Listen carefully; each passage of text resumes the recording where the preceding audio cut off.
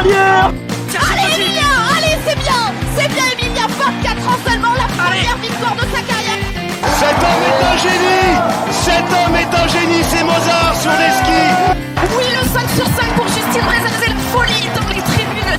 C'était un martin pêcheur, et bien là c'est un martin tireur. Un drôle d'oiseau qui s'envole avec une carabine dans le dos. Il a oublié de mettre des balles dans ses chargeurs apparemment. C'est bien dommage. Bonjour à toutes et à tous et bienvenue pour un nouveau numéro de Biathlon en live, votre podcast 100% biathlon. Très heureux de vous retrouver pour le premier débrief de l'hiver. Ça y est, c'est parti, la Coupe du Monde a démarré ces derniers jours du côté de Concharty. Une première étape assez dense, avec pas moins de 10 courses, des relais mixtes, relais hommes et dames. Sur la seconde semaine, les premières courses individuelles avec des individuels courts, des sprints et des mass starts pour conclure donc ce premier rendez-vous de l'hiver. Donc, beaucoup de choses déjà à dire. Et pour en parler, je suis avec Aurélie et Jérémy. Salut tous les deux. Salut Romain. Salut Romain. Vous allez bien ?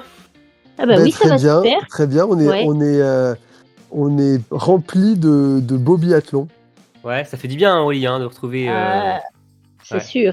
Et puis en plus, en tant que Français, on a passé quand même une belle étape en Finlande.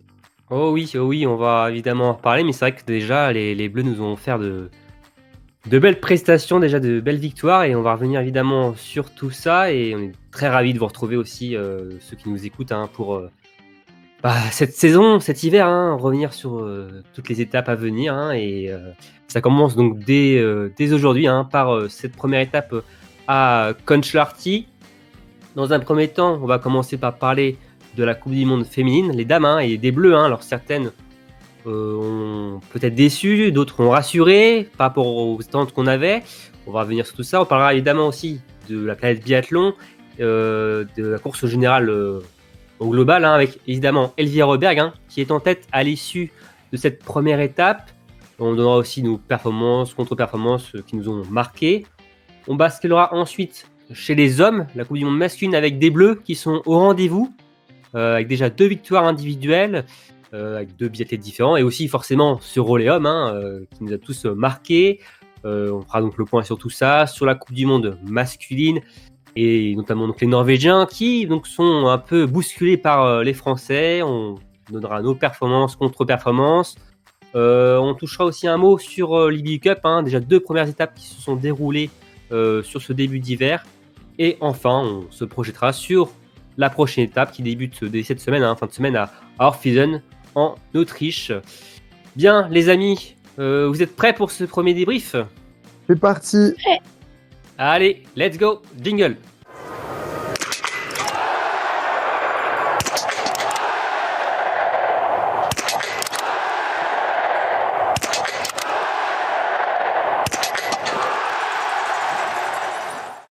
Et pour commencer, on ne change pas les habitudes, je vais vous poser la question traditionnelle.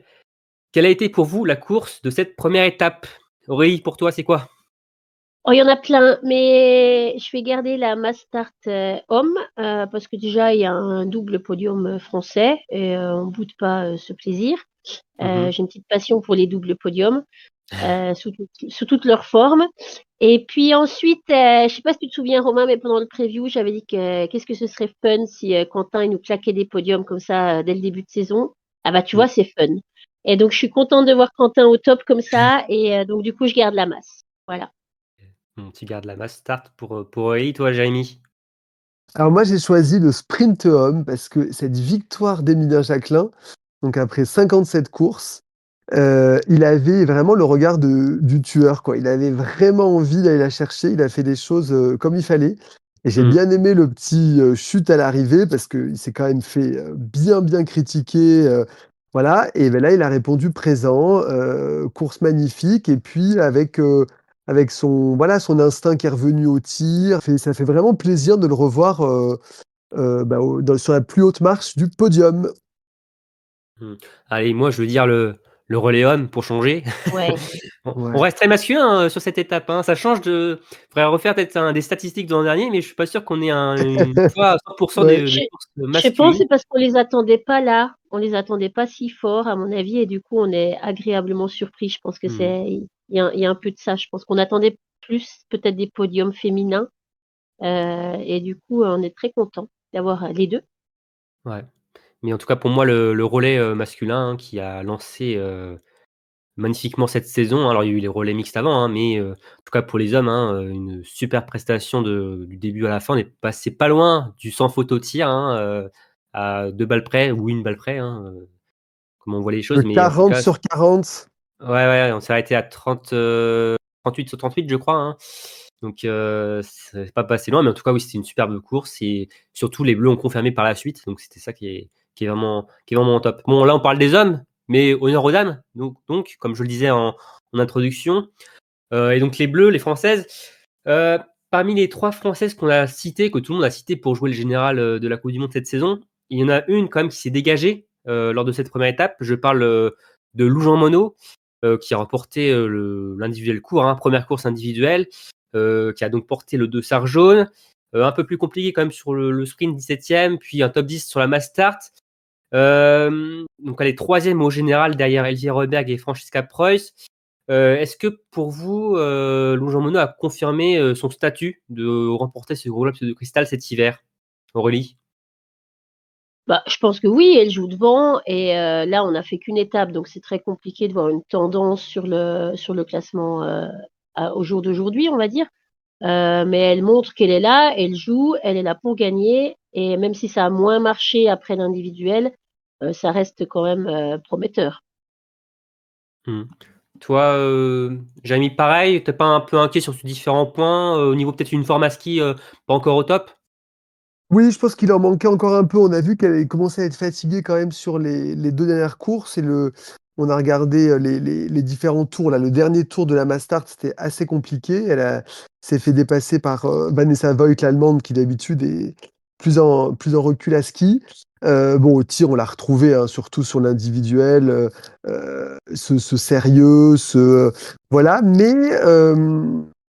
Mais peut-être que le dossard jaune est arrivé peut-être un peu tôt, était peut-être un petit peu écrasant parce qu'on a vu que ça a été un petit peu plus compliqué après. Donc, il y a peut-être une pression mise par ce dossard jaune. Bah, justement, sur le sprint, hein, elle a loupé les 2 dernières balles au debout. C'est, alors elle a expliqué que voilà, par rapport, au temps, enfin, elle s'était déjà projetée après le tir, que Minkian, à côté d'elle avait tiré et fonctionné, que si elle partait pas, un peu plus vite, enfin, elle serait en retard. En fait, tout ça, finalement, ça englobe le fait qu'il y avait cette pression du dossard jaune. Ouais, je pense vraiment que voilà, on commence à penser à ça. Elle avait dit que l'an dernier, ça n'avait pas été. C'est un poids aussi, hein, c'est ce dossard jaune dès la première étape. Après, tout le monde vous demande bah, si vous allez le garder tout l'hiver. Donc voilà. Donc là, elle s'est enlevé un peu de pression en le donnant à Elvira.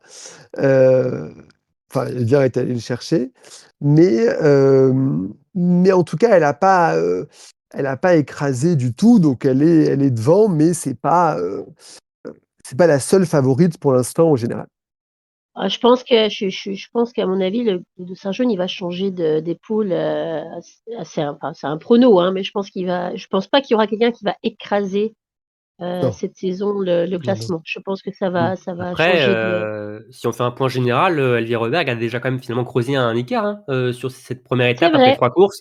50 points c'est vrai. d'avance sur Preuss, 79 sur Lou Jean Monod. Donc C'est ça fait ça, quand même ouais, beaucoup, ouais. finalement après Oui, mais seulement 3 courses. c'est vrai. Mais bon, Elvira, on la connaît aussi. Elvira, elle va très vite. Enfin, cette saison, c'est vrai qu'elle va très très vite. Hein. Faut reconnaître qu'elle elle m'a quand même impressionnée sur les skis, même si elle est connue pour aller vite. Mais Elvira, on la connaît aussi sur une saison entière. Donc là, c'est la Elvira en forme. On verra après Noël. Mmh. On en reparlera d'Elvire Reuberg tout à l'heure. Mais c'est vrai que pour donc le jour Monod, on va voir sa montée en puissance. Si le changement de site aussi va avoir une influence, on va être en Filzen, en altitude, sur des neiges bah, Hmm. plus enfin européennes en tout cas, où on a l'habitude de skier les Français. Donc on va voir de ce côté-là si, les Bleus seront plus performants. Mais en tout cas, de ce côté-là, donc pour le Jean Monod, OK. Pour les 2 autres prétendantes, au gros globe qu'on disait, hein, qu'on misait au début de saison, hein, Julia Simon et Justine Brézat-Boucher. Alors pour Julia Simon, on l'a pas senti forcément très bien dans son assiette sur une grande partie de cette étape, avec quand même tout de même, hein, cette belle deuxième place sur la Mastart, en conclusion. Donc Jules Simon dit quand même, je suis là, j'existe encore. Mais c'est vrai que cette étape n'a pas été simple pour la Savoyarde. Même chose pour Justine Brézaboucher. Alors, la forme est toujours là par contre, pour Justine. Tu disais, Jérémy, par rapport à Lou, peut-être faut qu'elle monte en puissance. Pour Justine, elle est déjà en puissance. Mais son tir, comme souvent, était quand même son fardeau sur cette première étape. Comme Julia, finalement, elle a aussi obtenu son meilleur résultat sur la Mastart, 9e, avec notamment un très bon début de course. Comment vous analysez ce début de saison des deux athlètes? Est-ce que cette Mastart, qui a été meilleure pour les deux biathlètes, elle vous a rassuré un petit peu finalement sur la suite de l'hiver? Ouais, moi, ça m'a un peu rassuré parce qu'on était quand même très, très inquiets après cette crampe, enfin, grosse douleur, sur le relais de Julia. On s'est demandé si elle allait pouvoir, terminer la course. C'était quand même, elle était perclue de crampes. Elle avait vraiment l'air de souffrir énormément. Bon, après, on a été un peu rassurés. Mais déjà, bon, elle a rechaussé les skis, elle a pu terminer l'étape. Donc ça, déjà, c'est une très bonne chose. Et en plus, elle la termine 2e de la Mastart, donc ça c'est un point très positif.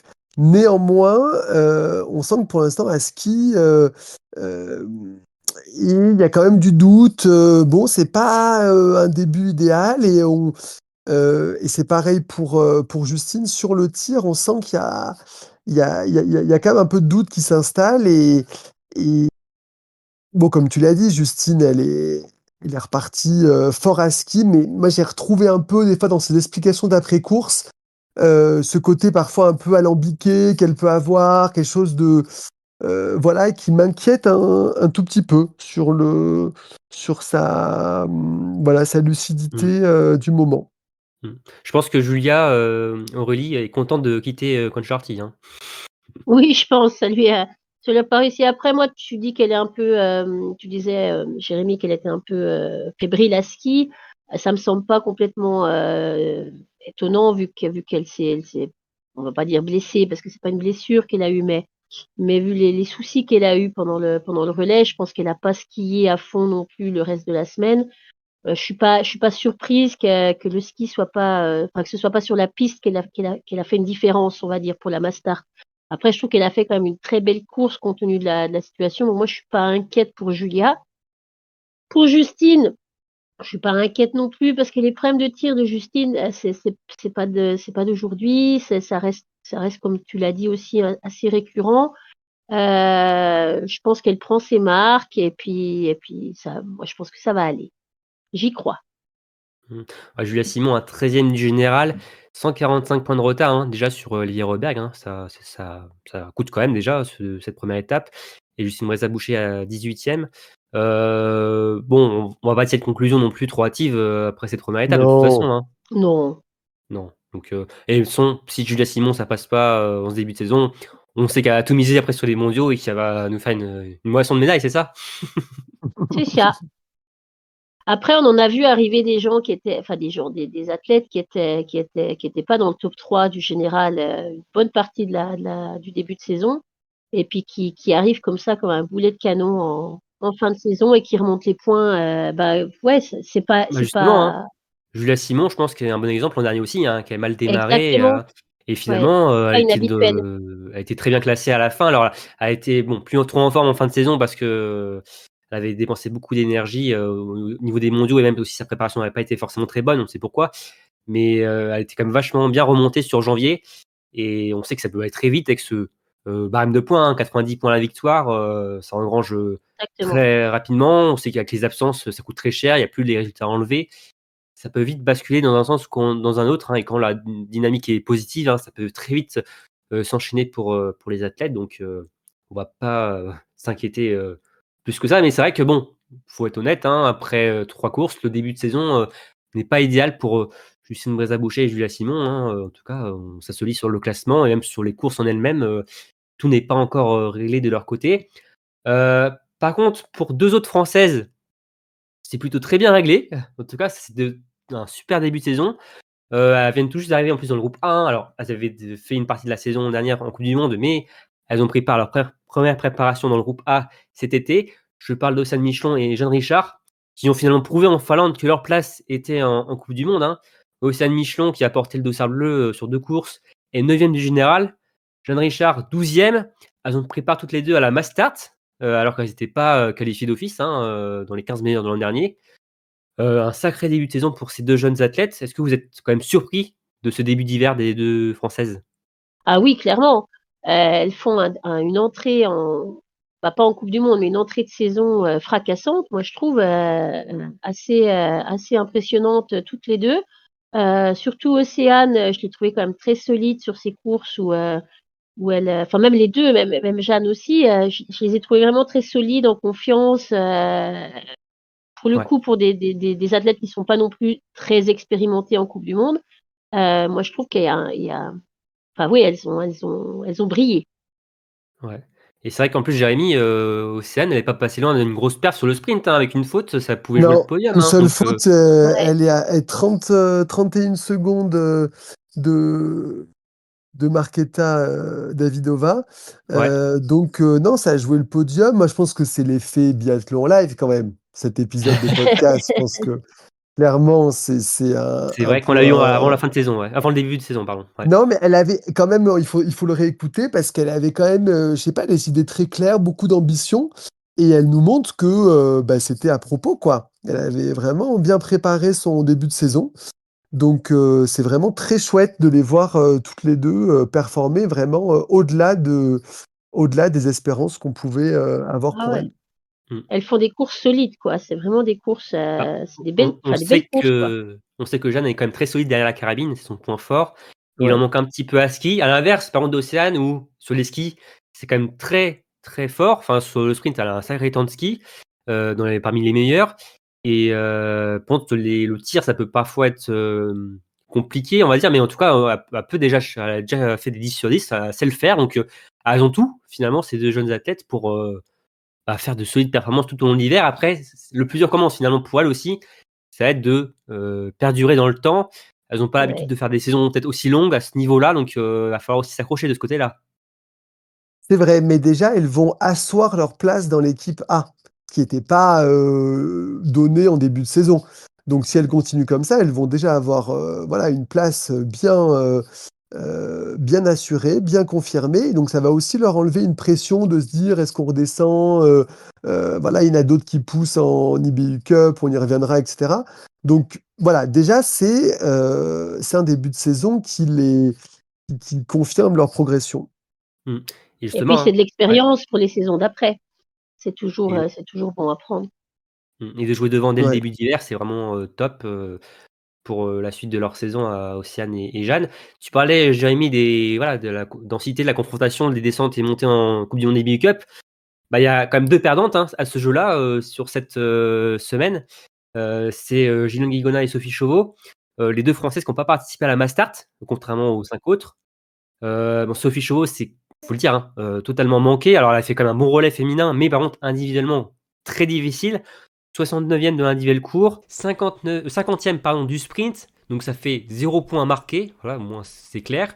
Pour Julian Gongona, il y a quand même quelques points marqués, mais c'est quand même un peu plus, c'est comme timide comme entrée avec une 22e place sur l'individuel et une 38e place sur le sprint. Avec, ouais, on en parlait, donc la densité française, les jeunes qui sont là, qui ont déjà pris leur place au général, hein, donc 9e Océane, 12e Jeanne. Les résultats, on va en parler aussi des Handicap Cup qui sont super, hein, chez les Françaises. Ouais. Est-ce qu'il faut déjà s'alarmer pour Sophie et John? Est-ce qu'on va les voir déjà hors Fusion? Alors, on tourne cet épisode avant de connaître la sélection, vous l'aurez après. Donc, bon, là, on va jouer un peu les pronostics. Mais est-ce qu'on doit s'inquiéter pour elle? Ah bah, une des deux, de toute façon, doit s'inquiéter parce qu'il y en a, je vais pas dire qu'il y en a une de trop parce que c'est pas, c'est pas ce que je veux dire, mais il y a un quota en plus qui va sauter de toute façon, si je me trompe pas. Pour le grand moment. Donc, il y en a, ouais, Mm. pour le Grand Bornand. Donc, dans tous les cas, si elles font pas l'une comme l'autre, redresse pas la barre très rapidement à Oxfilsen, il y en a une des deux, au jour d'aujourd'hui, vu Et les pourquoi pas résultats, deux, finalement, aussi, hein. ou les deux, exactement. Mais je veux dire, les deux doivent absolument, si elles veulent rester, Mm, mm, mm. se reprendre en main, ce que je veux dire, parce que pour le moment, il y en a une des deux qui ne restera pas. Potentiellement les deux, vu les résultats en IBU, comme tu dis, ou est-ce qu'on les changerait pas les deux pour faire tester, pour faire monter Paula Au Chloé Chevalier, ouais. Ouais, Mm. donc effectivement, moi je pense qu'elles ont tout à jouer en Autriche et qu'il va falloir tout donner. Elles ont tout à perdre, Mm. donc elles ont rien à... Non, elles n'ont rien à perdre, tout à jouer. Voilà ce que je voulais dire. Mais moi, je pense qu'ils vont quand même attendre, enfin, je suis pas dans la sélection, mais je pense qu'ils vont quand même attendre une étape de plus parce que ce serait un peu dur de les enlever les deux après une seule étape. Je pense qu'on aura Ou une seule, peut-être. Voilà. Oui, mais à mon avis, elles vont aller à Orphidsen pour essayer sur une deuxième étape et ensuite ils en tireront les conséquences. Et là, par contre, on verra s'il y a eu du mieux ou Gillon me semble quand même, en tout cas au niveau du tir, c'était quand même un peu plus rassurant. Euh, je pense que Sophie, là, c'est quand même assez compliqué. On va voir. Peut-être qu'elle sera pas dans le relais déjà. Ça sera peut-être une indication dans le relais de dimanche prochain. Peut-être qu'ils essayeront quelqu'un d'autre, justement. En tout cas, si elles sont qualifiées, il faudra tout donner pour aller au Grand Bornand. Et on sait que c'est tellement important de courir devant son public. Donc je pense que c'est. En même temps, on a de la peine à se dire qu'elles vont peut-être redescendre avant, mais c'est le jeu aussi de la densité et de l'émulation. Donc c'est pas illogique, mais à voir. Moi, je pense qu'elles vont quand même être en Autriche. Mm. Je vous rappelle hein, que Cassandre a misé sur une victoire en Coupe du Monde cet hiver pour Sophie Chauveau, hein, et notamment au Grand Ouais. Bornand. Donc, Oui, bah, donc Sophie, il reste 15 jours pour se... Il reste 15... Non, il reste une semaine en fait. une semaine hein, Il finalement, reste ouais. Mm. il reste quelques jours finalement pour se reprendre en main en Autriche pour pouvoir claquer une victoire au Grand Bornand. Mais c'est vrai que pour Voilà. Sophie Chauveau, ce serait une sacrée désillusion, hein, qui elle est du Grand Bornand en plus, Ouais. va pouvoir courir chez elle, évidemment pour les autres Françaises aussi, hein. Mais c'est vrai que là, cette lutte est assez palpitante et forcément, ça va faire des déçus, ça on le savait, hein. C'était dans le contrat de toute façon pour les Françaises, hein, mais c'est vrai que ça prend une tournure peut-être qu'on n'imaginait peut-être pas avec, on l'a dit, hein, avec Océane Michelon et Jeanne Richard qui ont clairement gagné leur place sur cette saison, en tout cas dans les rangs de l'équipe de France de Coupe du Monde. Et on a donc Jeanne Guigona et Sophie Chauveau qui sont sur un siège éjectable, notamment Sophie Chauveau, hein, donc au vu des performances individuelles. Et c'est vrai que si elle est bien là à Orphilsen, là, il n'y aura pas le droit à l'erreur pour ces athlètes, pour Gilon ou Sophie. Donc c'est vrai qu'on va observer ça de très près, mais peut-être que bon, dès la sélection française pour Orphilsen, il y aura déjà du changement. On verra ça, mais Oui, puis comprendre qu'est-ce qui marche pas et ce qui est pas facile, c'est que là, il y a très peu de temps parce que c'est vendredi prochain, enfin c'est le vendredi, vendredi, ouais. c'est vendredi 13, donc voilà, il y a peu de temps pour faire des changements et comprendre pourquoi est-ce que voilà, 14 sur 20, 7 sur 10, Mm, c'est mm, pas, c'est pas terrible, quoi. mm. Enfin, vendredi 13 en plus, est-ce que ça va porter chance ou malchance aux Bon, on Françaises leur souhaite le meilleur, mais Oui. c'est sûr que on sait que derrière, il y a des gens méritants, donc c'est pour ça que c'est un peu difficile d'être euh, trop laxiste, entre guillemets, parce que derrière, les gens qui s'arrachent en IBU Cup, ils ont aussi envie d'être au Grand Bornand, c'est ça qui est, Mmh. qui est C'est pas les compliqué. Norvégiens qui vont, te contredire, Non. Jérémy. Button, si tu nous entends. Et pas que, hein, au vu de ce début d'hiver, Oui, on oui, imagine pas. oui, bien sûr. Et ouais. Mm. Non, non, mais en tout cas, on va suivre ça de très près. Donc, voilà pour la partie de l'équipe de France. On va passer maintenant à la planète biathlon. Alors, faut le dire, hein, c'est un peu comme l'hécatombe en ce début de saison, hein, au niveau des leaders, avec des absents, des blessés, des athlètes en cours de forme ou des athlètes tout simplement pas à la hauteur, hein, on les attendait. En plus de Lou Jean Monod, seulement deux, on peut dire, ont confirmé les attentes. Elvira Røberg, qui est en jaune, hein, qui a remporté la Mass Start de Concerti, et Francesca Preuss, hein, très régulière, deuxième du général. Des athlètes qui sont, on va dire, irrégulières, mais aussi souvent aussi gênées par des soucis de santé. Est-ce que c'est enfin leur saison à la suédoise et à l'allemande? Oui, peut-être. Elvira, je pense que c'est jouable. Bon, on en parlait un peu tout à l'heure. Après, Elvira, ça fait longtemps enfin, ça fait quelques saisons qu'on l'attend. Je dis ça fait longtemps, c'est pas 10 ans non plus, mais ça fait quand même au moins 3-4 saisons qu'on la voit jouer devant, et puis ça l'a jamais trop fait finalement. La saison dernière, elle a été quand même beaucoup absente, elle a été beaucoup malade. Mais pas des trucs très graves, je crois. C'était pas des blessures, c'était des gros rhumes, il me semble. Enfin, Ouais. c'était pas non plus des maladies très handicapantes, on va dire, qui restent longtemps. Mais je pense que si entre ces deux-là, si j'en vois une jouer le général, c'est Elvira, en tout cas. Après, à un moment donné, on connaît la Elvira début de saison et la Elvira fin de saison, donc à voir. Mais bon, ce serait chouette quand même aussi qu'Elvira arrive à concrétiser, on va dire, une saison entière, quoi. Première fois qu'elle a porté le dossard jaune, Jérémy, et en plus, première fois qu'elle remporte la course avec ce dossard jaune. Ouais, ouais, c'est peut-être passer un cap aussi, hein, parce que c'est vrai Ouais. qu'à force de l'imaginer en jaune ou de l'imaginer dans les premières, peut-être que c'est son année. En tout cas, je serais plus prudent avec Preuss, parce qu'on se souvient de l'an dernier, à Östersund, ça marchait très très bien. Après, ça a quand même été un peu Ah, très moins fragile, bon. hein, Preuss, hein, Ouais, avec donc elle avait porté le dossard jaune l'an dernier, puis ça n'a pas duré très longtemps. Donc à voir si ça se confirme, même si l'équipe allemande semble quand même en forme collectivement. On a vu sur la Mastart quand même un on a vu le bel. train allemand, ouais. Ouais, on a vu le train allemand. Donc c'est peut-être le travail aussi des techniciens allemands qui Pour la font des. Mastart, ils avaient des bons skis, les Allemands, contrairement à plus précédemment dans l'étape. Mmh. C'est vrai Ouais, que peut-être ça une allait neige, vite. ouais, peut-être Ouais. un type de neige peut-être qui les correspondait mieux comme ils avaient eu à Östersund l'an dernier. On se rappelle, hein, l'an dernier, ils avaient des fusées sur les skis aussi à Östersund. Le début d'étape à Concharty, il faisait pas forcément très froid, donc c'était peut-être des neiges qui correspondaient mieux aux Français, on l'a vu. Là, oui, c'est vrai que mais après, les Allemandes aussi, en général, ont fait de belles courses d'ensemble, donc ce n'est pas que les skis aussi, ça a aussi bien marché derrière la carabine. Oui, oui, c'est pour ça que ce sera à suivre, mais voilà, est-ce qu'Elvira fera aussi bien que l'an dernier à Orphilsen? Elle a gagné la poursuite et fait deuxième du sprint, donc voilà, sûrement une bonne dynamique. Et après, si elle commence à creuser l'écart, après, et qu'elle n'a pas de soucis de santé, après, c'est quand même difficile, hein, quand il y a un écart, de combler course par course. Donc voilà, il ne faut pas la laisser s'envoler, je pense. Peut-être donc l'année, hein, d'Elvira Auberg, hein, depuis qu'on l'attend, hein, c'est vrai qu'elle ça fait quand même un moment qu'elle est sur le circuit, hein, elle est arrivée très jeune, un gros potentiel, quelques années quand même qu'elle veut jouer le général et ça n'a pas fait. Là, ce qui est quand même assez, bluffant, c'est que oui, elle porte le dossard jaune et elle remporte la course avec le dossard jaune Et et oui, à puis comme l'inverse tu de dis, Lugano finalement, qui a craqué. oui, ouais, ouais, ouais. Et puis comme tu disais, Romain, il y a pas, Lisa Vitozzi, Ingrid Tendrevolt a des soucis de santé. Oui, les Donc Françaises qui ont pris du retard aussi, hem, voilà, elle est quand même à son niveau, et sur les skis, c'est quand même une fusée, hein. mmh, mmh.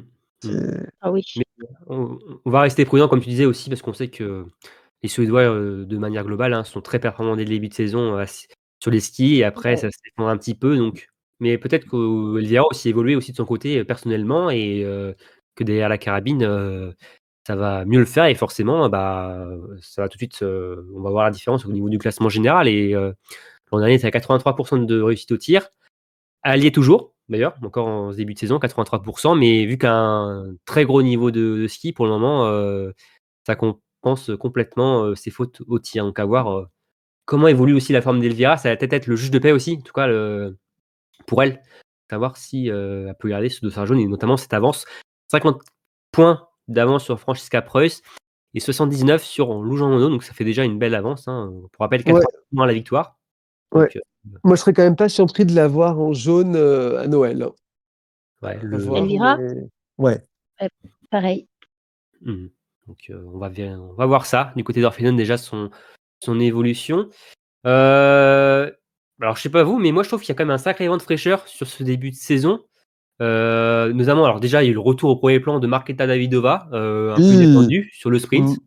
Plein de jeunes biathlètes qui s'affirment. Alors, il y a les françaises, hein, mais il y a aussi, Julia Tannheimer, Sarah Anderson, la suédoise, des belles surprises aussi comme Ella Halvarsson, mais aussi des noms inattendus dans le top 5 qui ont fait aussi, leur premier podium.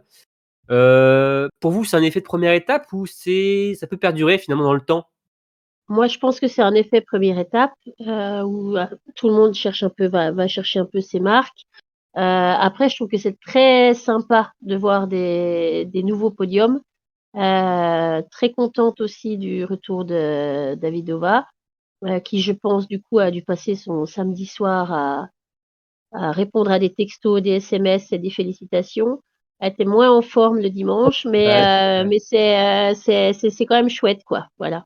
Je suis tout à fait d'accord. Ella Alvarsson, que je reconnais ne pas connaître si bien, elle m'a pas du tout semblé. même, non?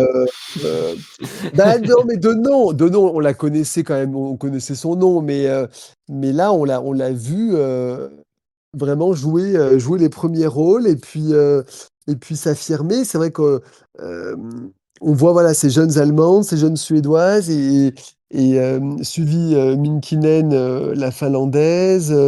Est-ce qu'il n'y a pas quand même un petit effet groupe de départ? On les voit, pour certaines, elles partaient plus tôt dans la course. Euh, Peut-être que ça joue quand même un petit peu. Parce on passe plus d'Ossard 99 alors que tout est joué, que la neige est déjà brassée. Donc peut-être que ça joue un Après, tout petit peu. on est en Finlande, sur une neige très froide, très dure, donc il y a pas forcément de changement de neige, finalement. Non, mais psychologiquement, de partir dans les premiers dossards, ça peut avoir un petit effet. Et puis aussi nos fluors. Parce que l'an dernier, c'était un peu une année de transition aussi, dans le sens où il fallait que tout le monde s'adapte à cette contrainte. Et peut-être que bah, du côté allemand, du côté finlandais, du côté tchèque, des progrès ont été faits. Du coup, il y a moins d'écart à ski que ce qu'on a pu avoir d'autres années par rapport aux françaises, aux norvégiennes ou aux grosses équipes comme ça. Je sais pas. Moi, Après, je on suis a pas quand sûr même que ce soit un vu, effet. Pardon, vas-y. non, je dis après, on a quand même vu sur les neiges humides, au début d'étape, quand même, que les Français avaient quand même, semble-t-il, quand même toujours l'avantage Tandis sur que Lys, oui. ce type de neige. Non, non, c'est vrai. Mais moi, je serais un peu moins sûr qu'Aurélie, que c'est l'effet première étape. Je pense qu'on aura plus de surprises cette année et c'est très bien.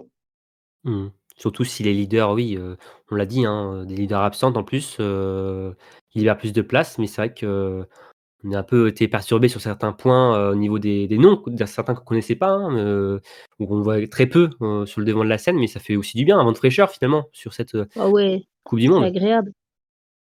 C'est agréable de varier les podiums un petit peu et de voir des nouvelles têtes. Pour le sport même, c'est plus intéressant aussi. Mmh. Donc, à voir si ça se confirme ou non, mais c'est vrai qu'en tout cas, on était ravis de voir, de belles surprises. Et alors, avant de passer à vos performances, contre-performances de cette première étape, un moment qui vous a marqué, vous, sur cette première étape, sur la coupe du monde féminine? Toi, Aurélie, c'est qui ou quoi? Alors moi, c'est Ingrid qui s'arrête pour respirer, pour se calmer avec ses problèmes de tachycardie, je pense qu'on dit ça en français, ses problèmes cardiaques et puis du coup qui même abandonne la Mastart et la prochaine étape pour prendre des examens médicaux. Euh, C'est inquiétant, alors hein, quand même, elle hein? dit que c'est assez inquiétant. Elle dit que c'est pas dangereux, qu'elle a parlé, enfin c'est pas la première fois non plus, donc c'est vrai elle est déjà suivie pour ça, que visiblement c'est pas un problème il y a, il y a pas de danger médicaux en soi, mais c'est très perturbant en course et elle n'arrive pas à se concentrer et en tout cas à tirer correctement, même à skier correctement. Elle est obligée de s'arrêter pour se calmer, mais enfin pour calmer sa respiration, on va dire. On a vu pendant c'était pendant le sprint que oui, c'était le sprint qu'elle s'est arrêtée, puis qu'en fait, finalement, elle est revenue après, ça allait mieux. Mais ça reste quand même assez inquiétant. Et puis, je pense que là, elle vient comment dire, de mettre une croix pour Ah le bah, coup, c'est sur le général. oui, là, je pense que Euh, c'est foutu, hein.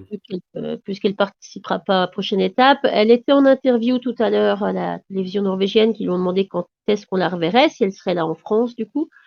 Et elle a dit qu'elle ne savait pas encore. Elle devait passer d'abord ses examens, puis elle devait parler au médecin titulaire, non, enfin le médecin officiel de l'équipe, Ouais. aux entraîneurs, et puis que ce serait enfin qu'elle-même ne savait pas quand elle reviendrait. Donc Est-ce ça qu'elle aura un reste, intérêt d'aller au Grand-Mont finalement? Parce que bon, ce gros globe, ouais, est trop loin maintenant, je pense, hein, elle a marqué déjà très peu de ouais. points à Concharty, à perdre de précieux points à Orphielsen.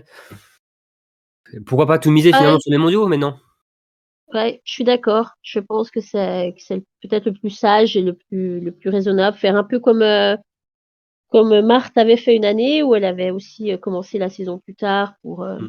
pour tout mettre sur les mondiaux. Ça lui avait réussi. Ouais. Donc pourquoi pas. Après, j'espère qu'ils trouveront une raison sur ses problèmes de cœur, on va dire. Voilà, elle sait pas. Elle a dit que c'était peut-être le stress. Après, c'est pas la première fois qu'elle est stressée dans une course, mais elle pense que c'est multifactoriel et que c'est plusieurs choses qui se combinent mal entre eux et que le fait qu'elle avait eu un problème cardiaque qui finalement arrive pas si souvent, mais qui était arrivé à cette étape, ça l'a stressée pour la course d'après et que voilà, c'est ça qui a peut-être pu provoquer. Mais du coup, c'est inquiétant parce que chaque course, j'espère qu'elle va pas prendre le départ de chaque course en pensant est-ce que je vais avoir un souci. Ouais, parce qu'on se souvient, hein, c'était aux Jeux de Pékin, hein, elle avait eu ça. Ouais, Il y a elle aussi était quelques années rentrée avant d'ailleurs. à Oberhof, il me Ouais, semble. Oui, c'est un problème qu'elle avait, mais de temps en temps comme ça, en tout cas, pas de course à suivre finalement. C'est là le problème finalement pour Ingrid Van der Waal, où là, elle se trouve dans une inconnue, du fait de se dire: «Ouh, ça m'arrive 2 fois de suite», ça commence à être un peu, inquiétant. Ouais, c'est ça, hein, le mot, hein. bah oui, je trouve. Et puis c'est surtout pour une athlète, c'est très handicapant, quoi. Parce que même si elle a beau dire que les médecins disent que c'est pas dangereux, certes, mais ça lui ruine ses courses quand même. Mmh. Et on espère que ça va pas lui ruiner, l'ensemble de sa saison et même sa carrière parce que voilà, c'est quand même un problème, qui est quand même, à prendre au sérieux et dans 1 an, c'est les Jeux olympiques, hein. Donc aussi on n'oublie pas, c'est Exactement. l'objectif, de beaucoup de biathlètes, de toutes les biathlètes même j'ai envie de dire. Ouais. Et puis c'est le second problème sportif, on va dire, mais c'est aussi la leader de l'équipe féminine norvégienne. Donc c'est pas, là, c'est la crise, quoi, en Mmh. Norvège. Et la Norvège qui a pas fait une très belle première étape, hein, dans son ensemble, chez les femmes, hein, je Oh parle non. évidemment. Ça a Mm. été quand même très, très compliqué. D'ailleurs, ça sera ma contre-performance aussi, je vais un peu en parler. Toi, alors bon, on se croise les doigts pour Ingrid, Van der Waal, en tout cas qu'il revienne le plus rapidement possible, mais en tout cas en bonne santé surtout. Jérémy, tu en as pas déjà parlé finalement de ce qui t'a le plus marqué sur cette étape? Oui, bah, enfin, je reviens sur Ella, Halvarsson parce qu'elle avait fait, 1 ou 2 courses en coupe du monde il y a 2 saisons. L'an dernier, elle était que sur les BI Cup et là, elle est quand même, voilà, 2e de l'individuel court, elle remporte le relais simple mixte. Hem C'est que c'est vraiment de très, très belles performances et c'est toujours, on rappelle un peu la grid aussi, c'est ces biathlètes qui arrivent, qu'on connaît pas et qui se placent quand même, voilà, donc à suivre. Et la Halvarsson qui avait fait qu'un podium en IBU Cup l'an dernier, hein, donc c'était voilà, il y a quand même une sacrée évolution. Après bon, elle a quand même un peu baissé de rythme, hein, Ella Halvarsson, après le relais mixte. Elle a fait un super relais mixte avec Samuelsson et l'individuel court, donc a fini 2e. Sur le sprint, elle a fini 24e avec 2 fautes et sur la mass start 19e avec 2 fautes. Alors ça reste, plus qu'acceptable évidemment, mais il y a quand même une petite baisse de régime par rapport à ce début d'étape à Kontiolahti. On va voir comment ça progresse sur un autre site. Mais c'est vrai que c'est quand même l'une des grosses surprises quand même de ce début de saison, c'est, Ella, Halvarsson qui a, 25 ans, ouais 25 ans, donc qui est pas une toute petite jeune on va dire, hein, mais Non, mais très jeune en coupe du monde, quoi. voilà exactement. Elle découvre encore ce niveau-là et ce circuit. Je trouve que c'est chouette de la voir. Mmh. C'est clair. Alors, on va passer pour finir la partie dames votre performance ou contre-performance. Aurélie, toi ta contre-performance c'est quoi? Anna Heuberg, contrairement à sa petite sœur, je trouve que bah ouais, elle commence la saison bof bof. J'allais dire chez elle, mais non, c'est pas chez elle, mais c'est pas loin. Ouais, je l'attendais mieux quand même. Voilà. Heuberg a quand même eu des soucis de santé, hein, il me semble, hein, avant le début de saison. Elle était pas au top, elle a fait tiré un trait sur le relais mixte. Mais c'est vrai que oui, c'est un début de saison un peu, Moyen. moyen, exactement. Et ta perf, Aurélie? Je trouve que Doro a fait une super mass start. Je la voyais pas jouer si bien, jouer aussi bien devant. Et elle finit quoi? Elle finit sixième, cinquième? Ouais, Euh, et c- exactement. ouais, et c'est quand même une belle course pour Doro, donc je voulais la mettre à l'honneur. 6e Une des d'Euro. vétérans. Mmh. Ouais. OK, donc si je comprends bien, Aurélie, Doro a fait une belle masse et Anna Heuberg était à la masse, c'est ça? C'est ça, exactement. Ok, bon. Bon. Bien vu. Jérémy, ta perf qui est Hem, une belle surprise aussi d'ailleurs, hein. ah oui, la Finlandaise Suvi Minkinen, 3e du sprint, on l'attendait pas à pareille fête. Depuis Kaisa Makarainen, on C'est n'avait vrai pas qu'on vu l'attend, hein. beaucoup de Finlandaises sur le podium, donc c'est génial devant son public, super. Son contre-performance pour moi, c'est Lena Ekigros, la Suissesse qu'on avait vue, vraiment régulièrement dans le top 10 la saison dernière et qui démarre, pas de la meilleure manière, sur le sprint, elle est 9e avec 0 faute, mais mass start 26e, individuel court 26e aussi. Pourtant avec un tir pas mal, donc c'est qu'au niveau des temps de ski, c'est pas la Lena Ekigros, qu'on connaît pour l'instant. Mmh. 6e du général, hein, l'an dernier, elle Nike est grosse, hein, donc elle avait fait une très belle saison, sa meilleure saison finalement de l'hiver, Oui. de sa carrière, pardon. Mmh mh. C'est vrai que là, on commence un peu plus en douceur. Elle est 20e du général pour le moment à 59 points, avec 59 points. Bien, alors moi, juste pour rapidement, hein, moi j'ai noté la 4e place sur l'individuel de Natalia Sierodorowicz, la polonaise. Encore une belle surprise finalement. On Ah disait, hein, oui? les surprises, tout Oui, ça, donc c'est Mmh. vraiment, c'est vrai. Ah oui, oui, oui. je pense que pas grand monde aurait misé sur un top, 6, c'est une cérémonie des fleurs pour, la polonaise, donc c'est une très belle performance et contre-performance, moi, Juni Live, je pense que beaucoup attendaient. Alors déjà, Souchon n'avait pas forcément montré des choses positives, mais bon, on est toujours prudent sur les courses, de pré-saison, mais là, c'est un peu la catastrophe quand même pour la Norvégienne, un 55e de l'individuel, 75e du sprint, 20e de la mass start. Alors qualifié sur la mass start grâce à son classement de l'an dernier, mais sinon 20e, c'est quand même, très, très compliqué. Pas sûr qu'elle soit même, du côté d'Orphilsen, on verra si elle a une immunité par rapport à son classement de l'an dernier, mais c'est vrai que très, très difficile et même, la Norvège dans son ensemble, norvégienne, c'était pas été une étape, Non, c'est folichonne sûr. pour, Ah, j'ai une perf bonus. Je peux ou ah, pas oui, Aurélie? autoriser? Lotte Lier, la belgo-norvégienne qui finit première norvégienne du coup avec le drapeau belge de la Mastart. C'est Belle vrai. perf. C'est vrai, en effet et d'ailleurs Avec aussi, une 14e place, je crois. mmh, une belle, performance pour, oui, c'est vrai que qui court, sous les couleurs belges depuis, pas mal de saisons, désormais, mais qui est d'origine, norvégienne. Bien, alors maintenant on va passer à la coupe du monde, masculine, les hommes. Et honneur au porteur du dossard jaune, le numéro 1 mondial, actuel. Ah, ça fait plaisir de le dire. À la suite donc de cette première étape à Conchelarty, c'est évidemment Eric Perrault qui a remporté la Ouh! Mastart de Conchelarty. Donc 1er du général, 1 point tout juste devant Sturlam Lengrid. Je pense qu'Eric peut remercier, chaleureusement, Quentin Fillon-Maillet, qui lui a sauvé pour quelques centimètres donc ce dossard, jaune. Donc super début de saison d'Eric Perrault. Étonné ou pas quand même de le voir aussitôt en jaune sur ce début d'hiver?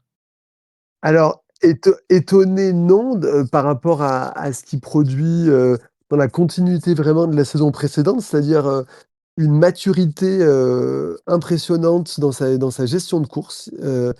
Hem, il est, voilà, émotionnellement vraiment en avance par rapport à son âge et très solide au tir. Il est en forme sur les skis, même si on sent qu'il peut encore monter en puissance, mais il est quand même en forme et il a été très bon sur les relais, notamment sur le relais masculin. Moi, je trouve qu'il mérite ce dossard jaune. Après, est-ce que ça arrive un peu tôt, peut-être au niveau de la pression? On en parlait pour Lou. C'est vrai que ça arrive vite et qu'on espère que ça va pas lui mettre trop de pression et être un fardeau, comme tu disais. Mais il n'empêche que c'est le meilleur de cette étape. Donc, bravo Eric, voilà, un champion. Après, Lou et Eric, ne sont peut-être pas au même stade de leur carrière non plus. Eric, c'est une grande première, une grande découverte. Alors, il manque pas d'ambition, lui, il veut le porter jusqu'à la fin. On connaît, Eric Perrault, mais il y a peut-être pas aussi cette pression de vouloir garder par-dessus tout, de savoir que je peux jouer le général face à un Johannes Beu, comme Lou peut jouer le général face à ses autres, athlètes. Oui, oui, tout à fait, mais c'est juste que j'ai un peu peur que se mette en route le discours médiatique, heu, Ouais. alors maintenant que tu as le dossard jaune, tu es le leader de l'équipe, donc voilà, on le voit gagner chaque course. Voilà, donc faut se rappeler que, il est encore un jeune biathlète et que c'est génial qu'il soit en jaune, mais effectivement, il faut pas que ça lui pèse trop pour qu'il continue. Mais il avait l'air tellement heureux euh, et, Mm. et Tu m'étonnes. frigorifié, mais on sent que non, mais on sent qu'il s'amuse et que pour le coup, il est vraiment au bon endroit. Donc c'est génial, quoi. Et quelle course, Franchement, hein. D'ailleurs, on peut y oh, revenir, hein. oh là là. Et même tenir sur le dernier tir sur l'homme Lagrid, ce face-à-face face aux Norvégiens, Rulli, c'était du grand art. Ah oui, oui, incroyable. Et puis, enfin, c'est encore une fois, il est robuste, il est solide. Mm. Après, moi, je vais pas dévoyer le dossard jaune. C'est quand même quelque chose qui est compliqué à avoir. Il y a qu'un élu chaque course qui mène le général Mm. sur une centaine de biathlètes. Et donc c'est quand même quelque chose d'énorme d'avoir le dossard jaune. Et oui, je suis quand même surprise de le voir arriver si tôt sur des épaules d'Eric, même des épaules Mm. françaises carrément. Donc c'est quand même incroyable enfin oui, si, c'est fantastique. Sitôt, Après mais le ce dos, n'est pas un hasard non plus, finalement, par rapport à ce qu'a mais fait c'est Eric. pas un hasard non plus. Et je veux pas dire par là que c'est pas mérité, hein, loin de là, hein. Au contraire, non, non, il le mérite amplement. Mais c'est vrai que et je suis pas surpris que ce soit Eric qui l'ait de l'équipe de France, on va dire, parce que c'est celui qui me paraît le plus régulier de toute notre équipe. Après, le dossard jaune en début de saison, c'est peut-être celui qui est un petit peu plus éphémère, quoi. C'est celui qui bouge un petit peu avant que les écarts se creusent au général. Donc j'espère qu'il va le garder longtemps. Mm. Et bon, Eric a encore tout à prouver finalement sur une saison entière, hein. Ouais. De jouer un classement général, alors de pas forcément le gagner, mais en tout cas d'être constant du début à la fin. De la fin, il a encore tout à prouver de ce côté-là. Mais ouais, vous le Et sentez quand même ce qui capable? était mignon, oui, Ouais. non, mais ce qui était mignon, c'est qu'il disait ah ben on nous a enlevé le dossard bleu puisqu'on est passé du U25 à U23, donc il peut plus prétendre le dossard bleu. Et il dit bah voilà, pas le dossard bleu, mais j'ai le dossard jaune, quoi. En gros. Pas mal au change. Ouais, c'est vrai. Oui, il prend du coup, mais j'ai trouvé que c'était super de voir ça comme ça, plutôt que de se lamenter sur le fait que il aura du coup pas le dossard bleu Mmh. de sa carrière, Mm. quoi. Mmh. Alors sinon, pour info, la Norvège revendique ce dossard jaune, hein. Ils estiment qu'Eric est moitié norvégien, moitié français, donc le dossard jaune est toujours en Norvège. Mais Ouais, bon, c'est vrai. Mais au final, le drapeau qui s'affiche pour Eric Perrault, c'est le drapeau bleu, blanc, rouge. exactement, Donc, exactement. donc on en profite. Vous le pensez capable quand même de le garder quelques courses, ce dossard jaune? Oui, oui, oui, je L'avance est quand pense. même maigre, hein. Un point d'avance sur Stolam Legrid, Oui, quelques miettes aussi sur Jonas Bö. ouais, mais Johannes, il est quand même pas très solide là en ce début de saison. Et puis, même si bon, on va pas cracher sur Johannes, il fait quand même, enfin, il est quand même troisième du général, il a quand Il a même 6 fait. points. Mmh. Mais il est quand même moins solide qu'on a pu voir Johannes précédemment. Sur là, il reste, pareil, un biathlète solide, mais quand même qui a des faiblesses. Moi, je pense qu'Eric, il peut le garder, ouais. Bon, bah, en tout cas, on n'est Ça pas serait contre. génial qu'il arrive au Grand Beau en jaune, quoi. Ouais, Ça serait puis qu'il le chouette. garde au grand beau surtout. Oui, qu'il C'est, garde jusqu'à la fin en Mulcon chez lui aussi. ouais, Voilà. aussi. Non, mais on peut le passer dans les étapes allemandes, on peut lui repasser vite fait à quelqu'un Ou d'autre. qu'il Mais le garde la semaine prochaine, qu'il le récupère au grand beau, ce serait ah, chouette aussi. pas mal, ouais. Oui, bah, Ouais. d'ailleurs, c'est ce que nous avait fait, il me semble, Quentin Fillon-Maillet et Emilia Jacquelin, il y a 2-3 ans, hein, l'année où Quentin avait gagné le général. Il s'était échangé, il me semble, au Grand Beau.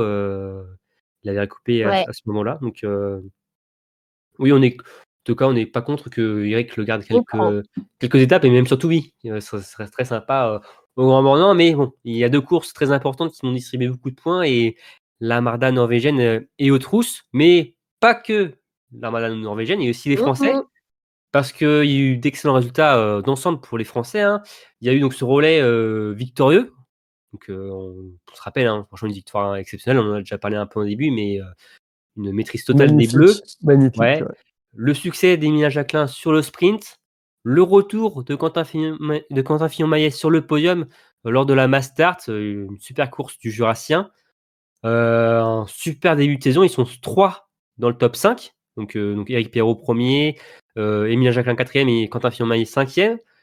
Est-ce que vous êtes quand même surpris de ce début d'hiver réussi comparé à un an où les Français étaient quand même très très distancé. Si on nous avait dit que la France serait en tête de la Coupe des Nations, après 5 épreuves, je pense on n'y aurait pas cru, vu la domination norvégienne l'an dernier. Donc ça, c'est génial déjà de remettre un équilibre, enfin, que ça joue. D'ailleurs, c'est ce que voulait Johannes, hein, qui disait toujours, c'est dommage qu'on n'ait pas d'adversaire, on s'embête entre Norvégiens, quoi, en gros. Donc là, on remet de la bataille, quoi, et de la confrontation. Donc ça, je trouve Ouais. que c'est très bien. Et pour le sport, et revoir, Emilien, j'en ai parlé en début, mais aussi Quentin, pas galérer en fond de piste et de le revoir au premier plan, c'est super parce il travaille tellement pour ça, euh, tellement envie que voilà, c'est chouette que ça marche et on oublie un peu, voilà, on va vite oublier, j'espère, la saison dernière pour les Français. Toi, t'y crois, toi, en Quentin, Jérémy, cette saison? Ah ouais, ouais, ouais, je trouve il a retrouvé ce mordant. À ski, ça marche bien, hein. Donc, C'est ce terre ouais. couché, finalement, qui va être Ouais, le juge de paix pour Quentin, comme chaque année, hein, finalement. comme Johannes, hein, aussi. Hein. Ouais, je suis d'accord avec Jérémy. Moi, je suis quand même surpris, hein, je vais pas mentir. Hein, j'attendais pas les Français devant aussi fort et aussi rapidement, en tout cas. C'était pas du tout ce que j'avais pronostiqué. Mais je suis ravie pour le coup. Et puis ce qui est chouette, c'est d'avoir les deux, quoi. Enfin, c'est d'avoir Eric, si on l'attendait quand même. Mais c'est vrai d'avoir Quentin et Emilien comme ça qui jouent devant aux avant-postes tous les deux si rapidement, tout de suite comme ça démarrait tellement bien avec le relais masculin. Et Hmm. je suis vraiment contente que ça ait concrétisé C'est ensuite. ça, oui. C'est pas un one-shot, finalement. Exactement. Et parce que le relais masculin, j'y crois. Je vais pas vous mentir non plus, j'y croyais pas non plus à la victoire de la France. Enfin, je les voyais sur le podium, mais je croyais pas forcément qu'ils allaient gagner. Surtout Euh, de ce niveau-là, finalement, plus. Hein, exactement, parce qu'en plus avec la manière, quoi, c'est qu'ils ont pas volé leur course. C'est pas, ils ont vraiment joué. Les 4 relais ont été réussis, été hum. solides. Et y a personne qui a fauté, un qui a dû rattraper. Oui, c'était vraiment un relais enfin, Oui, exemplaire, on va dire. oui, c'est le J'ai mot. pas Hein. d'autre. Ouais, exemplaire. Une leçon d'école, en fait. Comment réussir un relais? Bah, regardez le relais masculin à Contiolarty 2024. Et en fait que derrière, ça vraiment que ça marche aussi bien pour Emilien que Eric, que Quentin, c'est quand même beau, quoi. Ouais. C'était une belle première étape pour les Français. Et d'ailleurs, est-ce que vous pensez, alors, je sais pas si vous allez aussi répondre, mais est-ce que c'est les Français qui sont meilleurs ou ce sont les Norvégiens qui sont moins bons ou c'est les deux finalement? Je pense que c'est les deux. Je pense que les Norvégiens sont un peu moins à la bataille que d'habitude. Alors, ils restent très forts, mais ils sont quand même moins flamboyants, on va dire. Ouais, Euh, et je pense que les Français sont aussi meilleurs. Je pense que c'est une combinaison des deux. ouais. Toi aussi, Jérémy, c'est une combinaison des deux? Oui, et c'est vrai que j'ai été quand même un peu surpris de certaines contre-perfs. Voilà, Dalleux, on en reparlera. Christiansen n'est pas encore au top. Johannes manque des balles et il n'y a pas cette suprématie à ski, cette avance incroyable où il est remonté 10 secondes par tour. Donc, bah oui, ça laisse la place et les Français s'engouffrent, mais pas que les Français. On a vu aussi d'autres nations. Donc, ça veut dire que voilà, les Norvégiens partagent un peu le gâteau et c'est bien. Je sais pas ce que c'est, Aurélie, le gâteau typique, mais c'est bien de partager. Ouais. Ouais. Oui. Il y a une spécialité culinaire de gâteau Norvège? Non, non. Non? Enfin, Non? oui, si, un bløtkake, hein, si vous voulez, mais c'est pas un gâteau. Bon, on prend. Voilà, ben, on prend. Je vous enverrai une photo, vous verrez à quoi Voilà. ça ressemble. Ok. Bon, après, je sais qu'ils aiment beaucoup la cannelle hein, là-bas.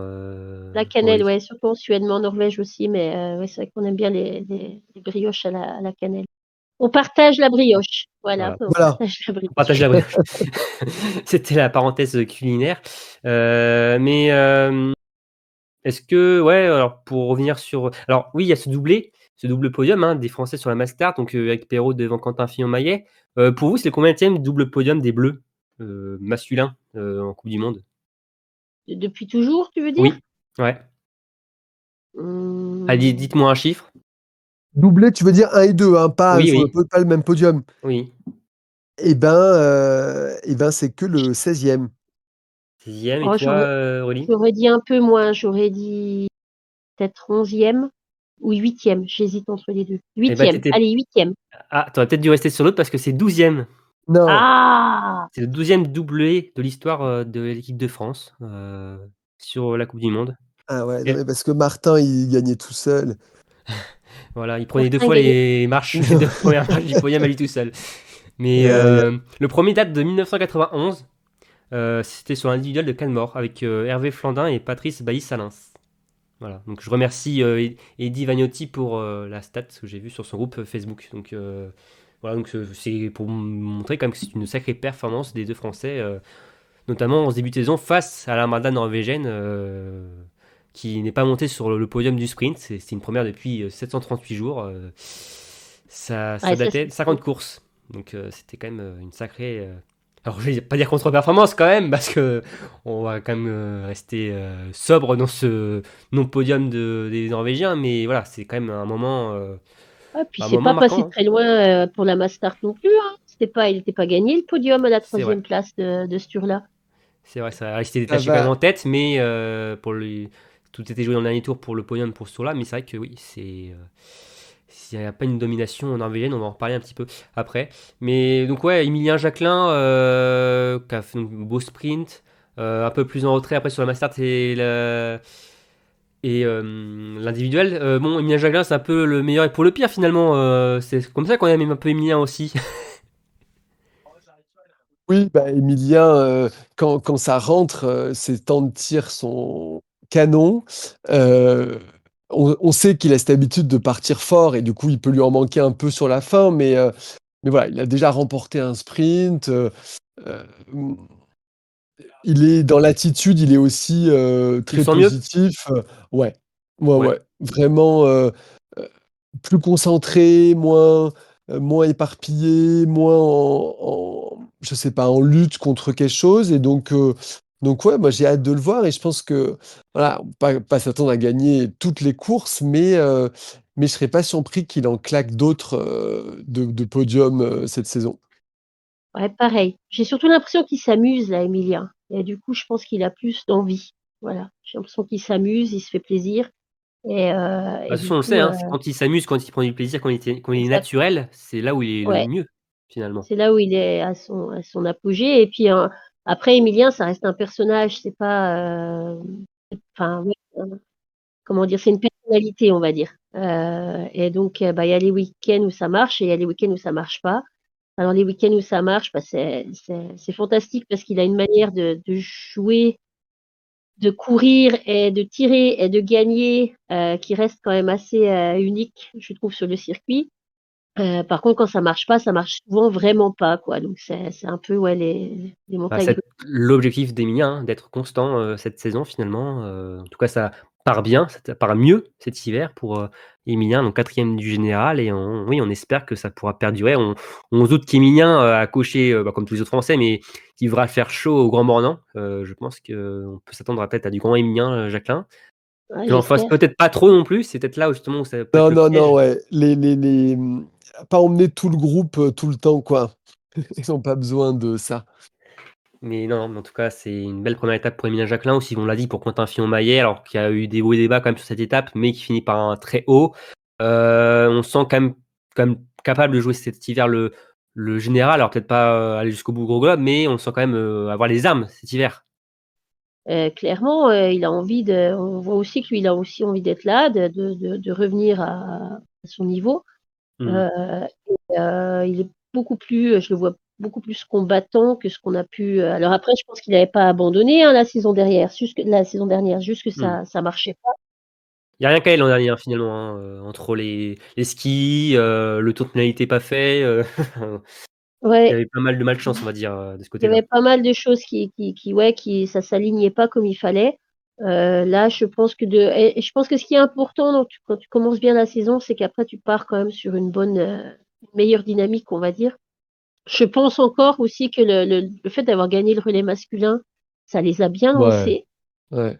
Les trois, quoi, ça les a vraiment bien lancés sur une bonne dynamique ou un bon flow, on va dire. Et je Mm. pense que ça joue beaucoup sur leur performance du reste de l'étape. Mm. Non, mais ça, mais si on retrouve les scores les résultats de l'an dernier en individuel, c'était quand même très souvent des 16e, des 42e places, des choses comme ça. Donc voilà, vraiment, on peut vraiment se satisfaire de ça. Et il faut savourer aussi quand ça marche, quoi, parce qu'on a tellement dit l'an dernier que ça marchait pas que voilà, C'était la il vérité aussi, hein. faut. C'était vrai, mais du coup, dans l'autre sens, maintenant, je crois que enfin, c'est un peu de Mm. chauvinisme, mais aussi parce que bah, ils ont bossé aussi beaucoup à l'intersaison. On sait que Quentin est un gros, gros travailleur. Et, Oui. et c'est chouette que ça marche parce que on n'aime pas avoir des gagnants des gros globes tout d'un coup s'écrouler parce qu'on connaît son potentiel. C'est un multimédaillé olympique, gagnant du gros globe, donc il a sa place parmi la course générale, quoi. Enfin, pour moi, c'est un prétendant naturel, en fait. Oui. Donc l'an dernier, c'était plutôt une anomalie, et j'espère que cette année, on va revenir sur les standards, ses standards à lui, quoi. Mm. En tout cas, c'est plutôt bien parti, comme je disais. Donc, cinquième, Quentin, 136 points. Bon, juste dernière chose, rassurez-moi, hein, le relais gagné à Colin Charity, c'est pas le dernier gagné par les Bleus cet hiver. Non, il reste les mondiaux. Et puis, il y a celui des mondiaux. Et puis, bah, si on en gagne quelques-uns en plus, bah, on prend, quoi. Ouais. J'ai hâte de voir les Norvégiens sur le prochain, là, Orphilsen. Je pense qu'ils nous préparent un petit quelque Tu chose en parce qu'ils n'ont revanche, pas dû aimer, là. Ah, je sens bien la revanche, ouais. Dimanche 15 décembre, ils vont essayer de. Ah oui, parce que c'était quand même leur truc, le relais, hein. Ils l'ont bah, pas c'est beaucoup leur truc. Je partagé pense l'an qu'on dernier, hein. on n'est pas obligé de parler au passé, hein. Je pense qu'on peut toujours parler au présent, hein, mais c'est vrai que ça a dû, surtout, ouais, cet écart, en tout cas la manière, dont a fait preuve la France face, à eux, ça a dû un peu les égratigner, Ah, quoi. bah, ils étaient pas contents, hein. Mmh. En Norvège, ils étaient pas contents. Surtout le relais, ça reste en plus la course un peu phare. C'est parce que c'est la nation. Et puis, ouais, quand t'as une telle densité, c'est vrai que le relais, c'est la course attendue aussi. Ah, C'est la course qui est la plus suivie en général. C'est la course la plus populaire, ne serait-ce qu'à Holmenkollen. C'est celle où les Norvégiens vont le plus dans les tribunes. Euh, donc c'est vrai qu'ils ils étaient déçus.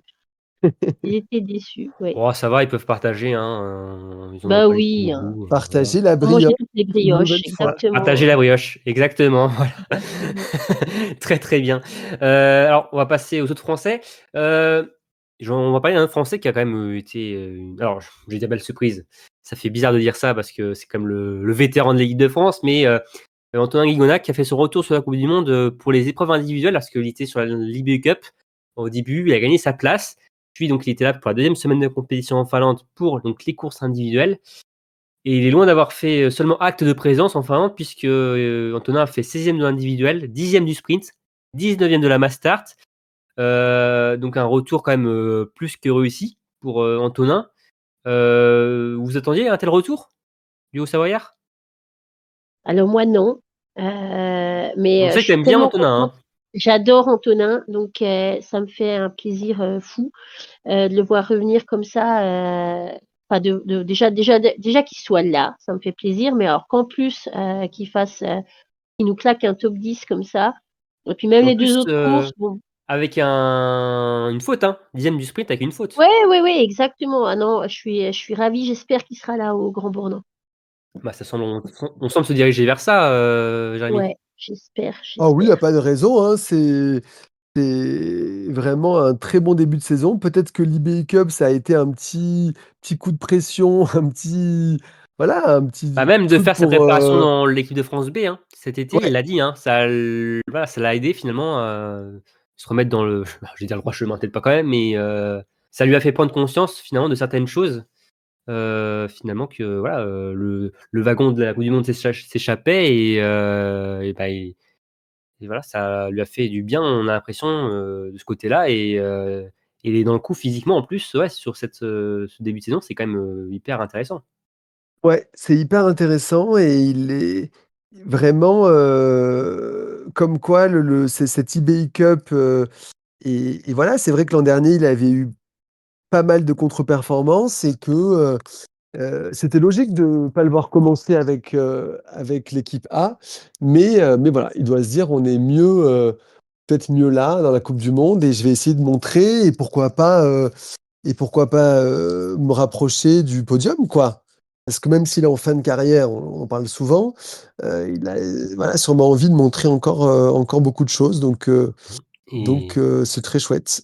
et très intéressant aussi pour le relais finalement parce que Mmh. on on compte pas que sur 4 biathlètes, mais sur 5 finalement. Ah Donc oui, avec un tournoi de ce niveau-là, on sait qu'en 1er relayeur, souvent il fait le travail, donc à ce niveau-là, c'est quand même hyper intéressant. ouais, puis il y a 3 points d'écart avec Fabien, quoi, donc pour l'instant, ils sont un peu quatrième ex aequo entre guillemets, quoi. Il y a pas une marge encore, donc oui, je pense qu'on va le voir, heu, j'espère, tout au long de la saison, comme disait Aurélie, ouais. Mmh. Alors tu en parlais donc Fabien Claude, les frères Claude étaient également de la Mais partie, donc oui, Fabien et Émilien. Donc Fabien qui a fait 8e de l'individuel, 20e du sprint et 18e de la mass start. Émilien, alors comme Antonin, hein, fait le même chemin, tu vois? Il était, sur l'IBU Cup, puis il est monté sur la coupe du monde grâce à ses performances, sur le circuit B. Donc Émilien 31e de l'individuel, 24e du sprint, qui était pas donc sur la mass start, mais pour, pas grand chose il me semble. Qu'est-ce qu'on non, en ouais. Ouais, qu'est-ce qu'on en pense des performances des 2 frères Claude? Pour Fabien finalement, ça se répète un peu, enfin en tout cas, on se dirige un peu Ouais, sur le même scénario que l'an dernier? c'est ça. C'est-à-dire que c'est pas mal, mais il en manque, en fait. Mmh. Après physiquement, c'est plutôt intéressant, même finalement comme l'ensemble du groupe bleu finalement, hein, comme, l'ensemble de l'équipe de France, masculine, les ils sont tous là, même Emilien Claude aussi qui était sur les Big Cup et bien physiquement aussi, bien mieux que notamment l'an dernier en début de saison, mais c'est sur le pas de tir finalement, notamment pour donc Fabien, ou qui fait Ouais, toujours la sur le différence pour lui. sprint, ouais, le sprint 8/10, c'est pas un très bon résultat par rapport à la concurrence, 14/20 sur la mass start, c'est pas très bon. Emilien est plus jeune et bon, il est encore vraiment en phase de progression, mais Fabien, voilà, on l'attend, toujours un peu plus haut, donc à voir, à voir. Ça, finalement, les résultats de Fabien et d'Antonin, que je viens d'encenser sont plus ou moins ex aequo, en fait, on va dire. Ça, c'est des places assez, équivalentes, même si c'est pas forcément sur les mêmes courses. Mais je suis ravie d'Antonin et je suis un peu déçue de Fabien. Donc, c'est-à-dire que les attentes, visiblement, alors il y a peut-être un petit côté subjectif qui fait que j'adore Antonin, mais je pense que les attentes de Fabien, envers Fabien sont probablement plus élevées qu'envers Antonin, on va dire, ce qui fait une 20e place du sprint, une 8e de l'individuel, c'est pas mal. Par contre, la mass start, ça reste décevant. J'attends un mieux de Fabien parce qu'il a un potentiel plus élevé que ça, on va dire. Mmh. C'est sûr, donc on va voir pour Fabien si alors en plus là, on va voir à Orpheus un sprint poursuite.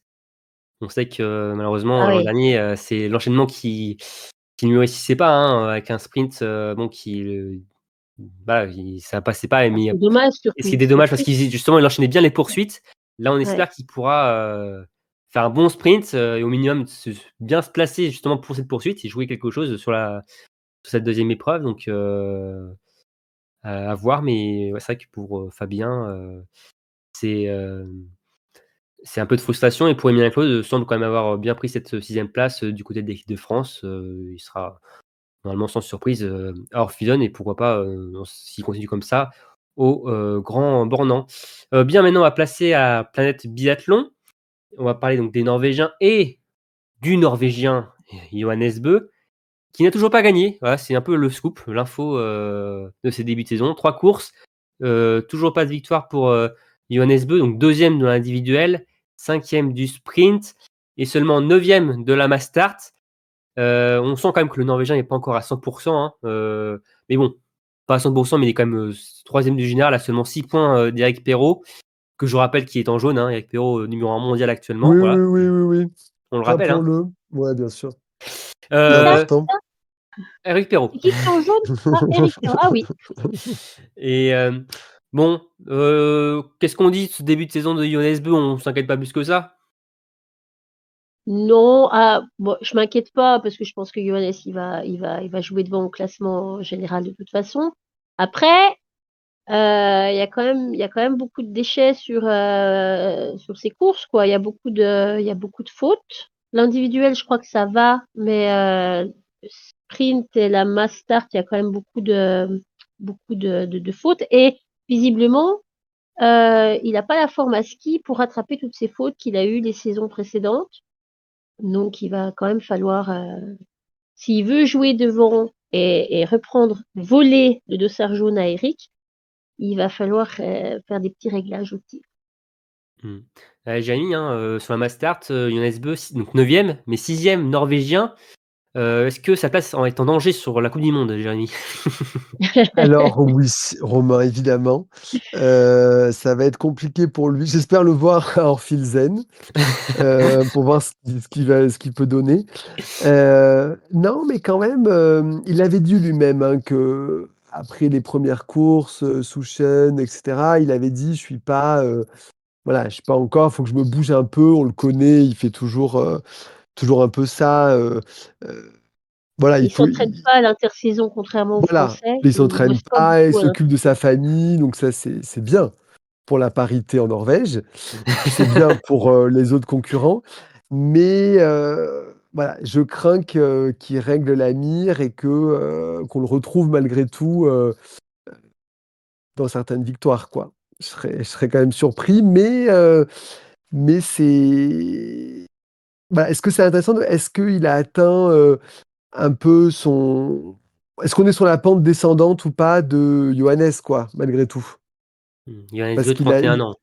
31 ans, il a dit qu'il arrêtait donc en 2026 et voilà, est-ce qu'il fait vraiment, une saison, couteau entre les dents ou est-ce qu'il fait une Bah, saison un peu justement, plus, ouais, j'allais demander ça à Aurélie, on sait que la motivation pour Johannes Beu, c'est pas la chose la plus simple à aller chercher en ce moment, ces derniers temps.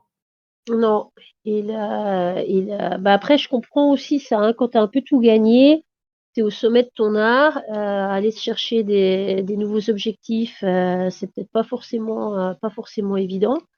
Qu'est-ce qu'il lui reste à jouer, en fait? Il lui reste, oui, alors le record des victoires de Bjørn Mmh. Daalen à aller chercher.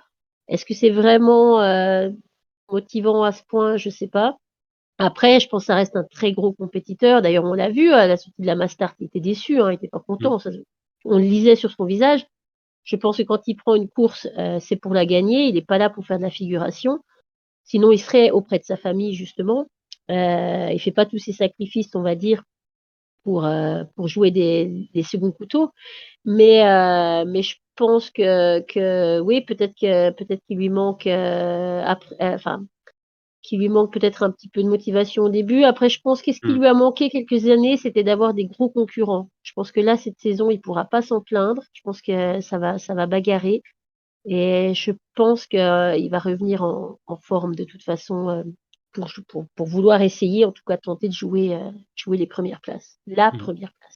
Bon, en tout cas, ouais, bon, Johannes Beu qui est pas au top du top, mais bon, qui est quand même 3e du général à Oui, 6 points de Eric Perrault, donc il y a pas, peine dans la demeure, pour, on aurait non, pris un des Français pas en forme, troisième du général la saison dernière. On oui, était, c'est sûr. on aurait été content, hein. Ouais, il semble Donc, quand même bien mener sa barque quand même, Johannes Beu ouais. évidemment. et moi j'attends vraiment à Johannes Beu, à Orphilsen. C'est un site qui lui réussit, particulièrement, donc on va voir s'il monte, en puissance de ce côté-là.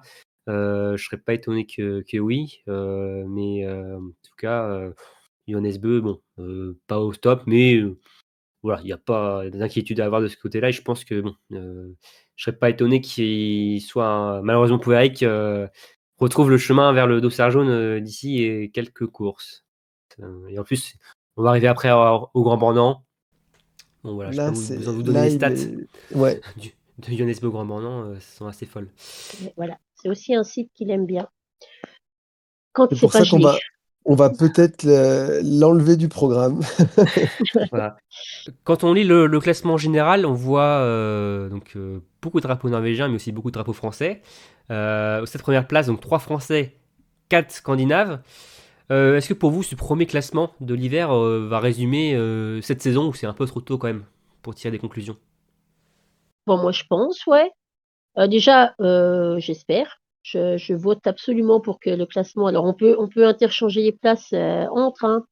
Ouais, Alors, on peut garder Eric en premier, mais on peut interchanger les quatrième et cinquième places avec les deuxième et troisième si on veut. Ça me dérange pas. Mais je pense que quand même, ça va être très franco-norvégien. J'ai l'impression. Donc, ouais. j'espère. Ouais, Pour toi, je pareil, pense. Jérémy? Oui, non, assurément, il y aura des Français, des Norvégiens, enfin surtout des Norvégiens, ça, aux premières places. J'espère, des Français et ça m'irait bien, effectivement ce top 5 là qu'on a, me paraît pas mal. Pas besoin d'aller jusqu'au top 7, hein, le top 5 est bien. Mais je serais pas surpris quand même que, on retrouve aussi, un peu d'Allemagne, un peu de Suède, hem, on semblait quand même, plutôt en forme. Donc voilà. Ne Ouais, résumons pas, au duel franco-norvégien. Je pense qu'en tout cas sur certaines courses, on aura des Suédois, des Allemands et j'espère des surprises aussi. Heu, D'autres nations, voilà, pourquoi pas des ouais. Suisses, même si ça n'a pas trop bien commencé, Italiens, Ukrainiens, voilà. C'est Il y bien a pour le Giacomelli qu'on sport. n'a pas beaucoup vu. Ouais, Je l'attendais un peu plus haut aussi, Jacomel. Giacomelli, je l'attendais. Ouais, Mmh. je trouve qu'on n'a pas beaucoup vu, enfin, on l'a même pas vu du tout jouer devant Mm. cette étape. Par contre, il y a Yakov Fak, 11e du général. Ouais, Bah, ouais, C'est bien ça, hein. ouais, increvable. indéboulonnable Mm. et toujours là. Et Et au c'est même, chouette. même nombre de points que Tariebeu, Aurélie. Tariebeu que, bon, pas ouf ouf, hein, ce début de saison Moi, au niveau de c'est la un forme, hein. diesel, ça va arriver, ça va arriver. Il va venir. Mais il a battu son petit frère quand même aujourd'hui. C'est vrai. Pas sur la Mastart. Mm. Pas de beaucoup, mais quand même. C'est vrai. Donc, et pour faire un résumé des Norvégiens, ils sont 13. Ils sont 6 dans les 13 premiers, pardon. Non, 13, ça ferait quand même beaucoup de Norvégiens sur la Coupe du Monde.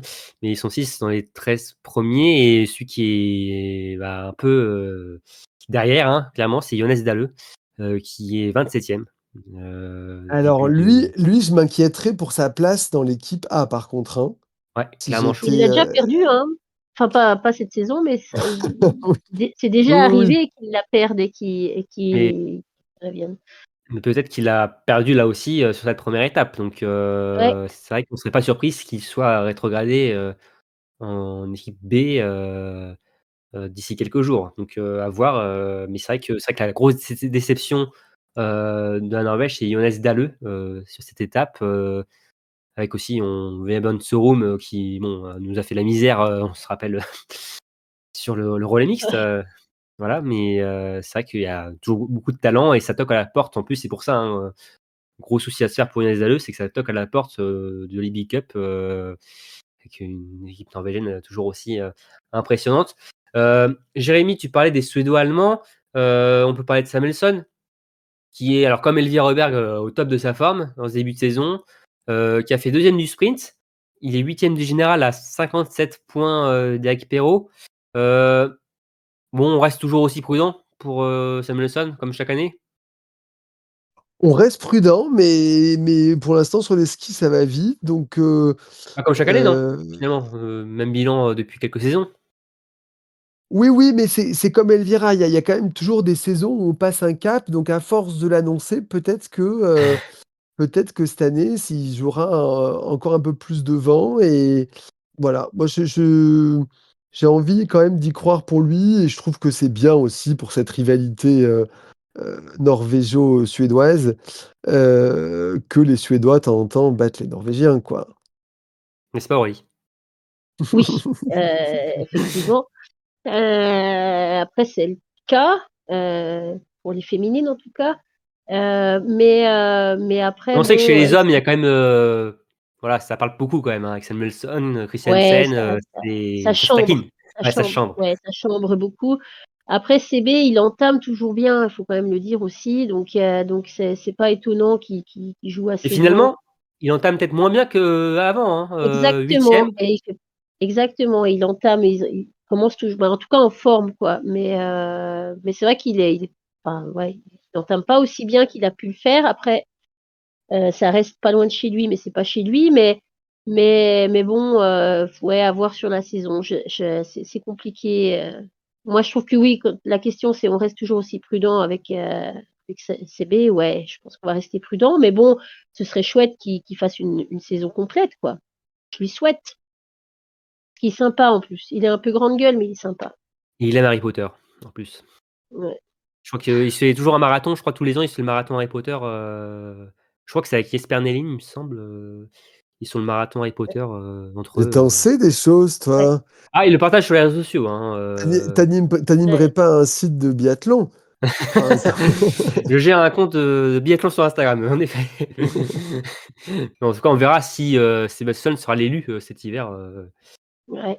donc on verra de ce côté-là, mais c'est vrai que, en forme, mais pas forcément le début de saison, exceptionnel, de CBE, sur ses premières courses.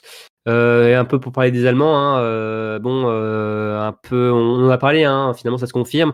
Compliqué quand même. Alors il y a eu ce podium, de Navrat sur le sprint, mais globalement c'est quand même en retrait. Ils ont eu de la chance quand même de pouvoir compter sur le classement général de l'an dernier pour la mass start, parce que Mm. sinon, c'est quand même assez faible. Il y a quand même Rittmüller, le jeune Allemand, qui a fait une belle mass start. Mais c'est quand même un début de saison poussif, voilà, donc on va quand même rester Ouais. prudent, sur ce n'est que les premières courses, mais finalement on reste sur, une continuité de l'an dernier. Ouais, De mais on ces a besoin que les Ouais. Allemands gagnent un peu pour que les sponsors restent. Donc, laisser gagner un peu les Allemands de temps en temps, c'est important pour le biathlon. Non, parce que ils ont des beaux biathlètes, mais ça, je sais pas ce qui Individuellement, manque. c'est compliqué. Ouais. Ouais. Est-ce que c'est au niveau de l'encadrement et peut-être changer un peu d'encadrement, je sais pas. Je Bah, il y lance a eu des du pistes. changement, notamment au niveau du tir. C'était je crois que c'est l'an dernier. Mais c'est vrai que non, c'est aussi peut-être un problème générationnel, on en a déjà parlé, hein, mais avec les Ouais. absences, les départs à la retraite, Un des trou. stars, hein, désormais l'Allemagne se cherche un peu et à l'inverse des filles, des femmes où là, il y a une génération brillante qui arrive. Chez les hommes, ça on attend et même sur les big cups, finalement, ils font des très bons résultats, mais finalement, c'est du même niveau que les athlètes qui sont en coupe du monde, donc c'est une équipe qui est très homogène, mais qui n'arrive pas à se tirer vers le haut, finalement, comme réussissent les Français, finalement, en ce début d'hiver. Donc ils ne peuvent pas non plus s'appuyer sur des performances, antérieures, que peuvent justement les Français avec Quentin Fillon-Maillet, Emilia Jacquelin qui ont déjà gagné, porté le dossard jaune. Là, c'est une équipe d'Allemagne, qui, a beaucoup de courses de coupe du monde au compteur, mais qui n'a pas des performances individuelles qui font qu'on peut s'accrocher au passé pour se dire que ça peut, être très positif pour l'avenir et après, il peut y avoir une percée, on ne sait jamais, mais c'est vrai que c'est une équipe, qui est, un peu, dans le dur, Mmh. collectivement, sur les courses notamment individuelles. Mais après sur la relais, il faut quand même toujours compter, sur l'Allemagne. Bien alors pour terminer chez les hommes, on va parler donc je vais vous demander vos performances et contre-performances. Aurélie, ta performance et ton contre-perf? Contre-perf, on en a parlé, c'est Johannes Dahle qui passe complètement à côté de sa première étape et qui met sa place en Coupe du Monde en danger. Ouais. Et en termes de super perf, il y a Vitaly Mandzin, l'Ukrainien, Mmh, jeune mmh, mmh, mmh, Ukrainien, mmh. je crois, de Oui, junior, double champion du ouais, monde junior, l'été dernier. ouais, qui nous sort une quatrième place de l'individuel. Lui non plus, je l'avais pas vu arriver. C'est vrai que les surprises, on Euh, peut en avoir souvent chez les femmes et chez les hommes, c'est quand même assez rare, ouais, ces dernières années, donc c'est à noter, hein. ouais, c'est donc voilà, belle perf et j'espère qu'on le reverra jouer devant.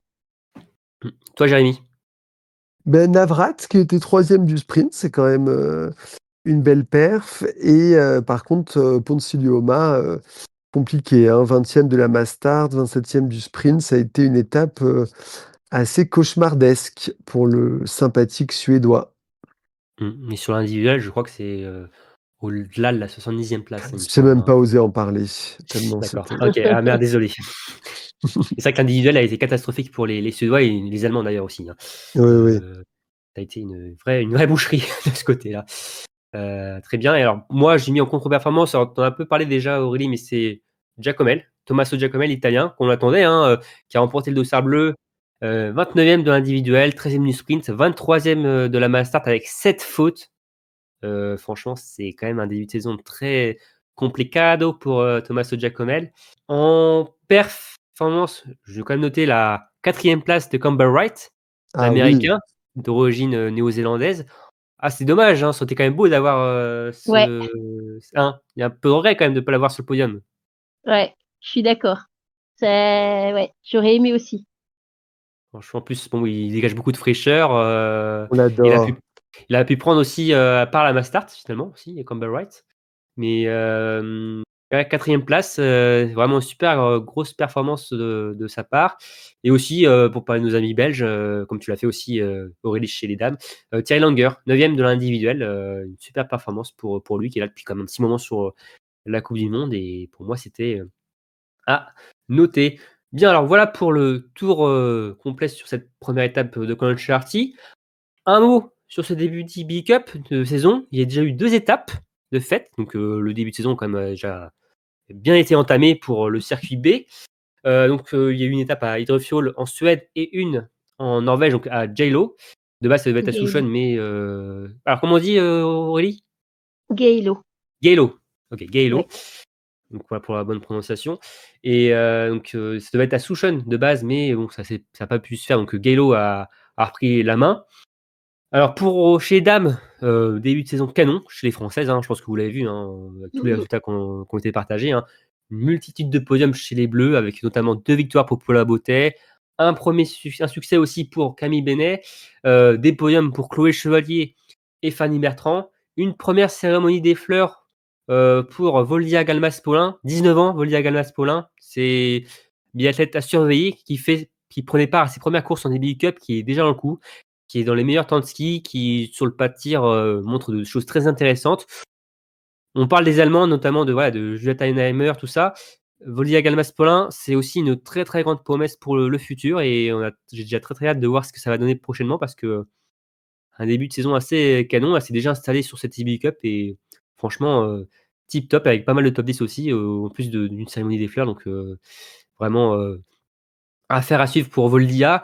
Et alors, à noter quand même, début de saison un peu plus compliqué pour Annelle Bandou qui s'est blessée avant le début de saison, qui a un peu plus de mal en ce début d'hiver. Mais voilà, on va surveiller ça de près. En tout cas, elle est quand même autour de la 15e, 20e place. Mais c'est vrai que cette entame est un peu plus compliquée pour Annelle qui a fait quand même une excellente saison l'an dernier en EB Cup avec des victoires.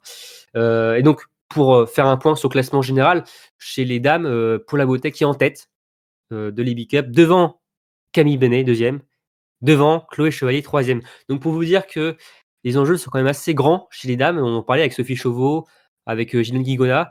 Ça toque à la porte de la Coupe du Monde avec ses performances vraiment de haute qualité chez les Françaises en IBU Cup. Donc là, Jérémy et Aurélie, là, les Ouais, coachs vont se faire des nœuds au cerveau là. ouais, mais tant mieux. C'est mieux comme ça que l'inverse. Alors, c'est toujours triste pour des athlètes qui ont le niveau Coupe du Monde et qui doivent redescendre en IBU mais c'est chouette d'avoir une équipe aussi dense. Alors l'équipe danse, on l'a chez les Françaises, mais on l'a aussi chez les Norvégiens. Alors sur la Coupe du Monde, mais aussi Ouais. sur le circuit B. C'est une boucherie. Déjà 4 triplés. Alors il y a aussi un quintuplé, il me semble, avec 2 succès pour Martin Huldahl, 3 pour Isaac Frey. Pas de succès pour Johan Olaf Botten, mais 5 deuxième places consécutives en plus. Bon, alors, je ne vais pas vous dire le classement général parce que voilà, ça sert à rien. Mais bon, vous imaginez la tête du classement. Mais c'est une vraie surdomination norvégienne comme l'an dernier finalement. Pour les Bleus, bon, il y a moins de densité, mais il y a quand même des belles performances à noter. Alors, il y a le podium d'Antonin Guigona sur la première étape qui est monté par la suite donc sur la Coupe du Monde. Une première cérémonie des fleurs pour Gaëtan Paturel, qui avait découvert l'IBU Cup en fin d'année dernière, qui là s'est complètement installé sur cette Coupe du Monde, sur cette IBU Cup, pardon, fait des très bons résultats. Il est 10e du classement général, donc vraiment un gros cap de passé pour Gaëtan. Donc 10e du général, derrière Oscar Lombardo, 9e, qui a été donc le grand perdant des sélections pour la Coupe du Monde, Oscar, hein, qui a, je rappelle, pris part à toute la préparation dans le groupe A cet été. Donc ça a été quand même assez dur à encaisser pour Oscar, qui a eu un peu du mal d'ailleurs après cette sélection.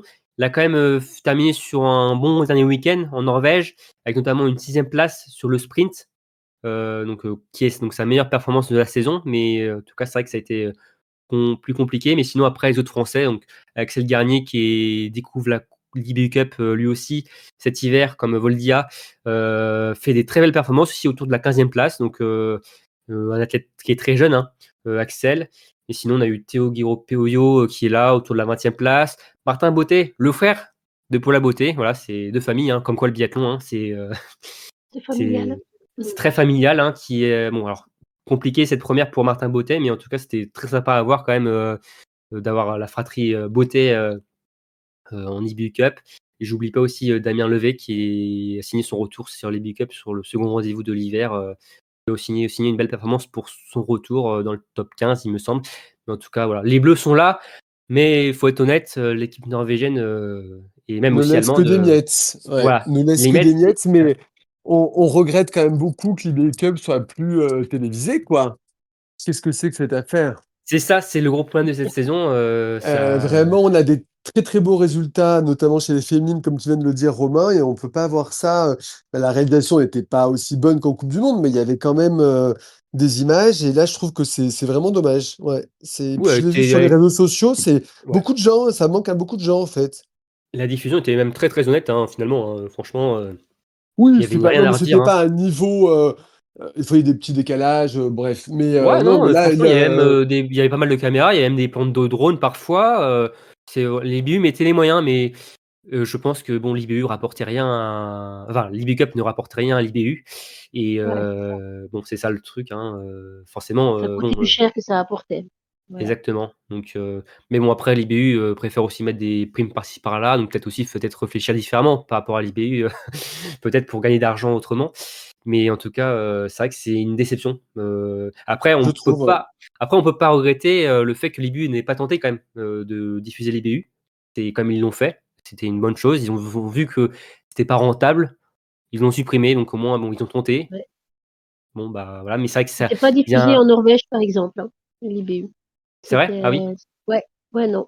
Donc, D'accord. Alors que. je sais pas quels pays ont acheté les droits pour regarder l'IBU Cup. Bah, il me semble qu'en fait, les droits étaient compris aussi dans ceux qui les achetaient la Coupe du Monde finalement. C'était un package. Ah, ok. Ouais. Voilà. Comme l'équipe avait acheté la Coupe du Monde et Hmm. avait les droits de l'IBU Cup, mais l'équipe par contre diffusait pas donc sur la chaîne, diffusait sur le site internet. Donc Ah, bah, peut-être que la Norvège le faisait aussi, oui, peut-être, effectivement, mais je sais pas. Mais, après l'équipe diffusait quand même les courses après en rediffusion dans la semaine, il me semble, la semaine d'après sur la chaîne L'équipe. Mais c'est vrai que sinon c'était sur le site l'équipe.fr, voilà, où ils ont tous leurs lives. Mais c'est vrai que c'est la grosse déception de ce début de saison, surtout en plus on voit les performances des Bleus, voilà, notamment chez les femmes, mais aussi chez les hommes. Il y a aussi, comme j'ai dit, des belles performances notables, voilà, prometteuses, avec des jeunes athlètes, et c'est le regret. Mais voilà, en tout cas, ce début d'E-Cup a bien commencé avec déjà 2 étapes. La prochaine étape, ce sera du côté d'Aubertillac, la semaine du Grand Bornand. Il y a une pause de cette semaine, ce sera la Junior Cup qui va prendre la main, qui va débuter sa saison, et on retrouvera les Big Up pour une 3e étape, donc du côté de l'Autriche. Et d'ailleurs, Aurélie, oui, l'Autriche, ce serait pas le second rendez-vous de la Coupe du Monde? c'est le prochain rendez-vous de la Coupe du Monde. La prochaine étape, ça commence vendredi, donc le vendredi 13, Sur quel site, Aurélie? à Oxfilzen en Autriche. Donc ça commence vendredi, donc on revient dans les Alpes. En général, ça marche bien pour les Français. Vendredi pour la Sainte-Lucie, À 11h30. Oui, c'est une fête importante en Scandinavie, donc je pense Ah. que les Scandinaves auront à cœur de réussir Ah. la Sainte-Lucie. Bah, c'est sympa de terminer comme ça l'épisode, le débrief, Aurélie. Hein. Oui, je viens de dire que c'était un site qui réussissait beaucoup français aussi. Oui. Mais donc la Sainte-Lucie, Nantes. L'étape en Autriche, vendredi 13 décembre à 11h30, on commence par le sprint féminin. Puis on poursuit par le sprint masculin à 14h20. Le samedi, on entame avec la première poursuite de la saison. Enfin, un sprint poursuite. Ouais, c'est chouette quand même. Ouais, avec la poursuite féminine à 12h15, suivie de la poursuite masculine à 14h45. Et on finit le week-end par un relais, le relais féminin le dimanche à 11h30 et le relais masculin l'après-midi à 14h15. Très bien, donc oui, l'enchaînement C'est un sprint week-end poursuite. classique avec 3 jours de course. C'est vrai. Ouais. C'est vrai. Après, des fois, l'IBU décide de mettre une poursuite dames le samedi avec le relais homme le samedi, d'inverser. Là, au moins, toutes les courses individuelles sont ensemble et on finira par Tout le monde est les logé relais. à la même enseigne, j'ai envie de dire. Exactement. Voilà, c'est ça. Donc on finira par les relais, le relais masculin, donc ça sera le point final de cette étape. Et là, est-ce que les Norvégiens prendront leur revanche? Ça sera Ce sera des courses de jour. Ce sera pas la des nocturnes. finalité de cette étape. Oui, ce sera plutôt en journée. C'est clair. Là, les athlètes verront le soleil durant toute la journée. Je pense que ça leur va faire un grand plaisir aussi de retrouver Exactement. La le lumière soleil. du jour. Exactement. Bon, Jérémy, Aurélie, je crois qu'on a bien fait le tour de cette première étape. Mais oui, Romain, merci pour l'invitation. Oh bah c'est avec plaisir comme d'habitude de vous accueillir sur l'épisode, sur le podcast. En tout cas, merci à tous les deux. Bonne deuxième étape. Je ne sais pas si on se retrouvera pour le débrief, mais en tout cas, j'espère que vous serez au taquet une nouvelle fois. J'en suis sûr pour ce second rendez-vous de l'hiver. Merci à tous de nous avoir écoutés. N'hésitez pas d'ailleurs à réagir aux différents sujets, débats qu'on a eu durant cet épisode. N'hésitez pas à liker, à partager notre contenu. Encore merci à tous les deux. Merci à vous tous de nous avoir écoutés. Et on vous dit à bientôt pour un nouveau numéro du Biathlon en live. Salut tout le monde. Salut, à bientôt.